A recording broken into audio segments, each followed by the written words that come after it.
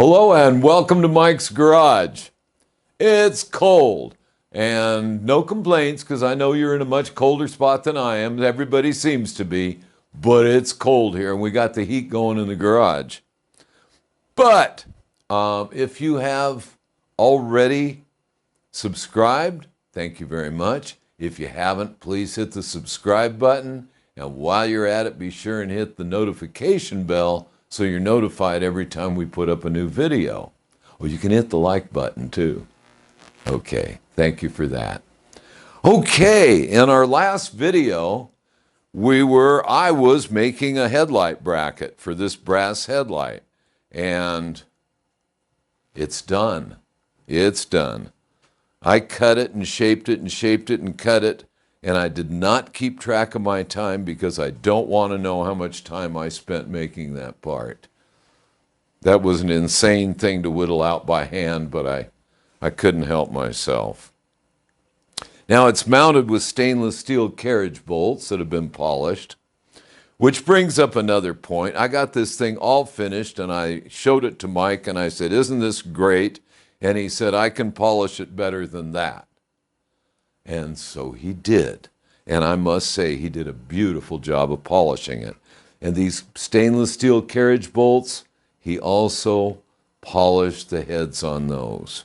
So I'm real pleased. I was able to find some really nice closed acorn type nuts here to mount it with. I was able to get this original bracket from the factory that made the light. My friend Flathead Mike made the post that goes up inside the center of it so that it's bolted from the bottom, and it has a groove in it so it doesn't twist. I mean, the whole deal came out just like I wanted it to. But I really wanted to show it off because I'm really pleased with it. I got exactly what I wanted.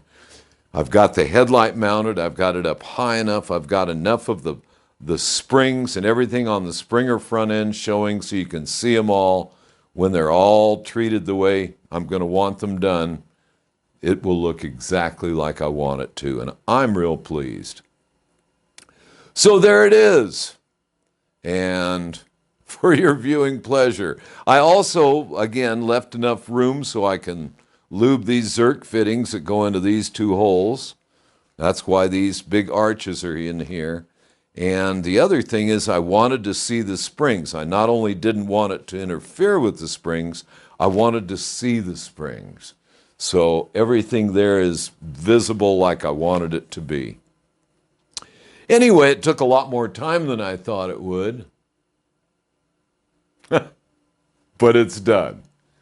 Okay, the next thing I'm going to be working on, because everything is really sketchy right now with shipments and things. We're waiting for a lot of things to come so we can get on with the next projects.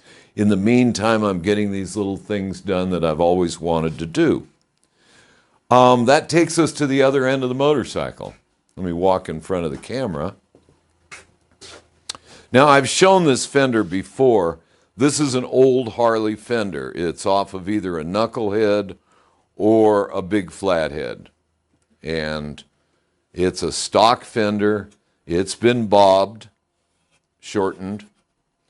And I'm mounting the spring back here to hold the center stand. This is a factory center stand. And when it's on here, it will go here and be clipped up here. And it's a real typical part from the day. So that when you're out on the road and you need to change a tire, you have a stand to hold the bike off the ground to do that.